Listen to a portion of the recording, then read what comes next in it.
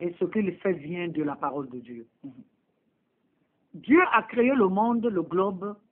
Nous voyons la forme du globe comme une boule, un ballon. Mais aujourd'hui, il y a certains États de par le monde qui, par rapport à la création du monde, ont placé une pyramide pour se montrer des États supérieurs aux autres, ne reconnaissant pas la grâce et la grandeur spirituelle d'autres États. Donc, cette contradiction-là, je reviens à la question où je suis en train de dire que on ne gère pas les choses d'une manière spirituelle, mais les choses sont gérées charnellement par rapport aux intérêts, appropriés par rapport à telle ou telle nation. Donc, revenons, comme la Bible déclare dans Malachie, revenons dans l'Éternel des armées. Nous trouverons la solution à tout.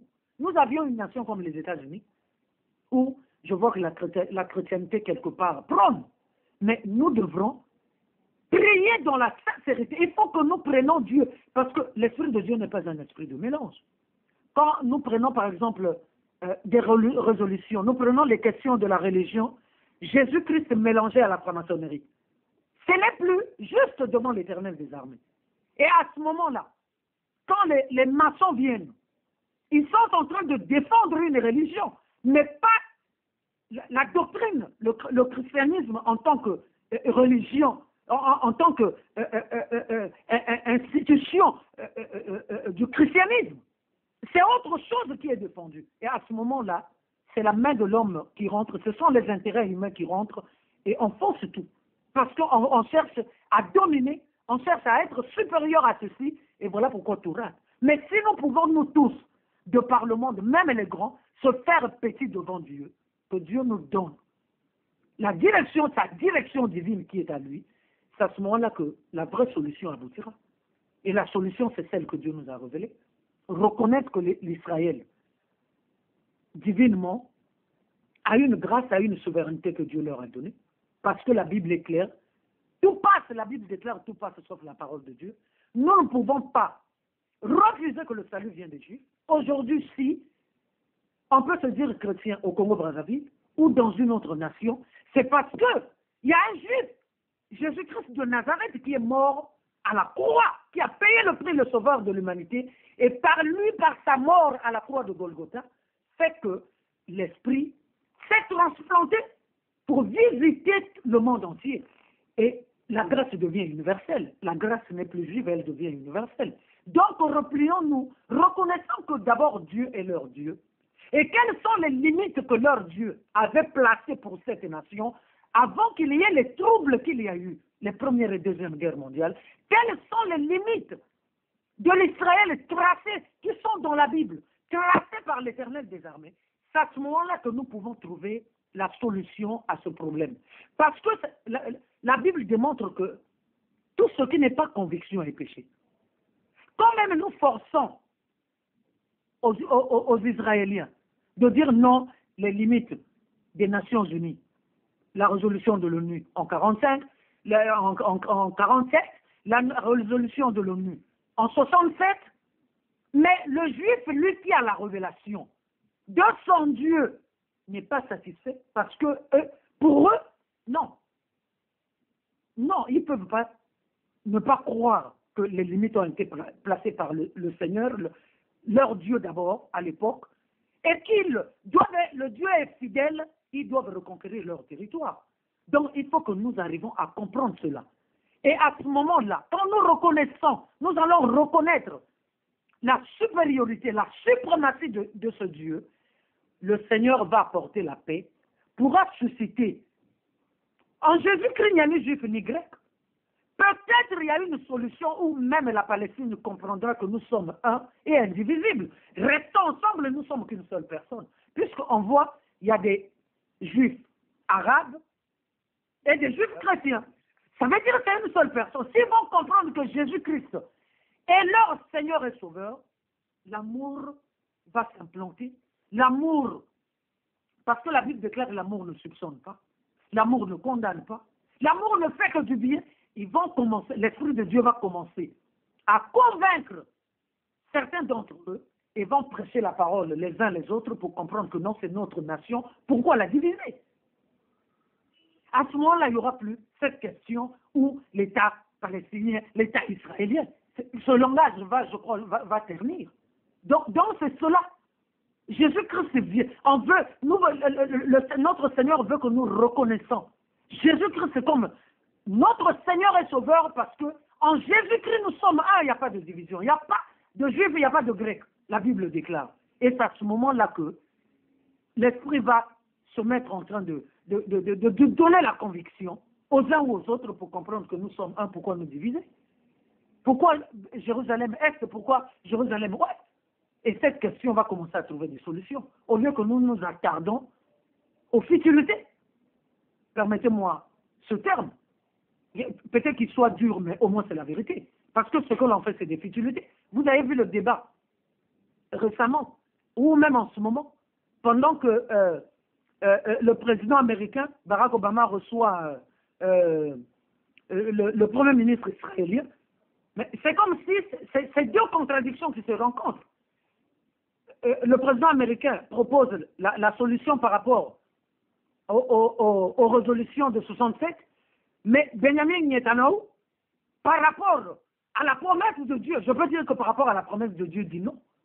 Parce que nous, accepter cette résolution, voilà les conséquences. Et notre État sera divisé, notre capitale sera divisée. Mais la Bible déclare que non, Jérusalem sera indivisible. Donc vous voyez comment c'est contré à deux forces de sens contraires. Voilà pour ainsi, le Seigneur nous interpelle tous sur le plan mondial à d'abord élever Jésus-Christ. Et c'est Jésus qui donnera la paix entre la Palestine et l'Israël. Il n'y a pas une autre solution. Il n'y a que Jésus lui-même qui a créé le monde. Parce que Genèse nous démontre, il n'y a pas un Dieu qui était à la création, même s'il y a eu des dieux. Ces dieux-là sont nés après. Mais au commencement était le véritable Dieu qui a créé les cieux et la terre. C'est même pas là. Mais c'est l'Éternel des armées qui a créé les cieux et la terre.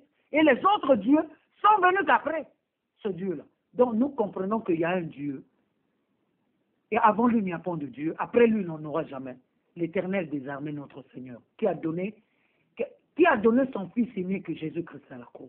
C'est l'unique Dieu au monde. À prendre ou à laisser, mais le point d'arrivée sera celui-là. Parce qu'il n'y a que par le Saint-Esprit qui va convaincre les humains que nous sommes sur la terre. Donc voilà ce que je peux dire par rapport à cela. Alors voilà, une autre question, une avant justement de clore et vous laisser conclure. Alors une question, pensez-vous aujourd'hui, vous en tant que femme de foi, pensez-vous aujourd'hui qu'il y a une solution par rapport à toutes ces personnes qui mettent des embûches à gauche et à droite, de se rendre compte aussi de leurs erreurs, ou ne sont-ils là que pour accomplir une certaine destinée comme c'était avec Judas? Vous en tant que femme de foi, qu'avez-vous à me dire par rapport à ça? Merci pour cette question. Moi, je m'en vais très vite vous dire que Dieu est souverain. Nul ne peut être au-dessus de Dieu. Et telle est sa volonté, telle qu'il me le rassure, c'est sa volonté, c'est ça qui va s'accomplir. Même si les hommes, depuis fort longtemps, émettent leurs idées par rapport à leurs intérêts, mais seule la volonté du Seigneur, les desseins de l'Éternel qui vont s'accomplir, parce que c'est sa parole, tout passe sauf sa parole. Donc, que quelqu'un sur la terre ne dise pas qu'il est supérieur à Dieu. Je sais que oui, il y a des dieux, les gens ont des dieux. On a vu dans l'histoire de la Bible, Pharaon avait des dieux. Il y a certains. La franc-maçonnerie aujourd'hui, c'est un dieu. Les loges aujourd'hui, elles concarent, les maïkaris, la rose-croix. Oui, le bouddhisme, tout disent que c'est Dieu. Mais je vais leur apprendre qu'il y a un véritable Dieu qui a créé les cieux et la terre. C'est celui-là qui est devenu chair par la parole s'est faite chair, qui est venu mourir à la croix. Jésus-Christ est son nom. Et c'est lui-là qui sera à la fin, comme l'a dit Job, mon Rédempteur est puissant, il agira le dernier. Donc, aucune personne sur la terre ne pourra se dire qu'il est puissant plus que l'Éternel des armées. Quoi qu'il en soit, c'est le Seigneur qui a la destinée des nations et c'est lui qui va trouver la réponse. Même quand les hommes... je vais vous donner une révélation. Merci Saint-Esprit. L'entrée de Jésus à Jérusalem. Les pharisiens dirent à Jésus, Maître, est-ce que vos disciples peuvent se taire? Qu'est-ce qu'il leur a dit? La Bible déclare que Jésus leur dit, même si mes disciples se taisent, les pierres vont m'acclamer. Ça veut dire que nous, on le veuille ou non, il n'a ni conseillé, il n'a besoin de personne pour faire ce qu'il a à faire. Et moi, j'ai vu aujourd'hui, en Occident, les gens parlent de la force de la nature. Quand le Seigneur veut frapper une nation par un tsunami, il n'a besoin de personne. Même votre science y met de côté. Votre intelligence y met de côté. Vous vous réveillez, vous êtes sous les eaux. Ça veut dire que quelque part, il y a une force qui est au-dessus de nos forces. Que les hommes ne s'attardent pas aux futilités, aux choses inutiles, mais écoutons les conseils de ceux qui sont inspirés par le Seigneur, craignant Dieu. La Bible déclare c'est à lui que la crainte est due. Donc voilà comment je peux te dire que nul ne peut être au-dessus sur cette question. Il n'y a que le Seigneur qui a la solution. Même si nous pouvons nous attarder, la solution viendra que de notre Seigneur Jésus-Christ. Amen. Amen.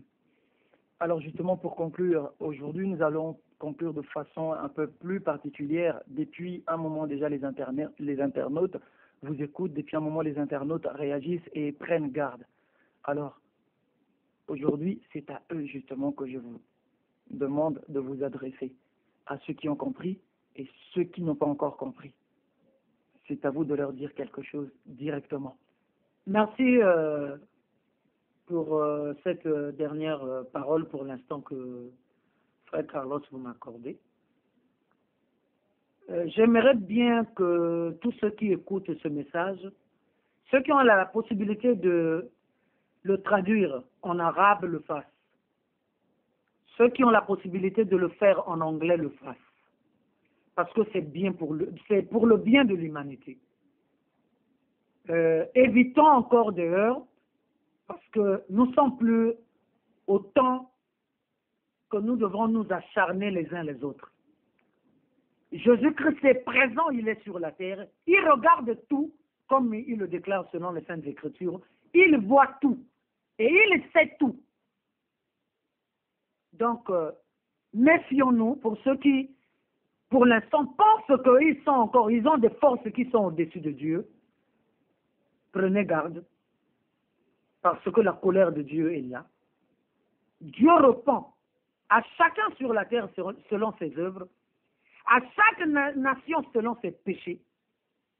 Et la justice de Dieu est là parce que c'est lui qui est le juste juge. Donc, comme on a su le dire, pour la question israélo-arabe, la question entre l'Israël et la Palestine, plus rien ne nous empêche de croire que d'abord le Dieu est le Dieu d'Israël. Confions-nous à ce Dieu-là. Même je parle là vraiment, si le président Obama peut comprendre ce message, ça veut dire se replier à la Bible pour trouver la solution à cela. Parce que tel que je vois l'intégrité de la parole de Dieu, je ne me vois pas un juif céder par rapport aux limites de la nation d'Israël, parce que c'est quelque chose qui a été approuvé déjà par l'Éternel des armées, qui est notre créateur, Elohim qui est notre Dieu créateur. Donc c'est ce que je peux dire pour l'instant. Amen. Amen. Alors, chers internautes, l'appel vous est lancé. Je vous l'aurais fait, mais comme Dieu dit toujours, il ne fait rien sans révéler à ses hommes de serviteurs. Et là, cette servante a eu justement, je vous le précise, chers internautes, à m'enlever la suggestion de la bouche. Justement, vous qui pouvez traduire, faites-le, car nous sommes tous pour la même personne. C'est la personne qui nous a créés, le Seigneur Dieu, et nous agissons tous, et nous devons tous agir, rien que pour sa gloire, car on nous a dit qu'il est souverain. Alors, Maman Laurence, merci à vous d'avoir été des nôtres, et on espère vraiment que Dieu vous bénira et vous en donnera encore plus, parce que nous avons justement besoin de vous en tant qu'instrument de Dieu. Et grâce à ça, tous les internautes, à cet instant même, vous en sont reconnaissants. Merci beaucoup, Maman Laurence, et à très bientôt. Merci et gloire à Dieu. Merci, au revoir.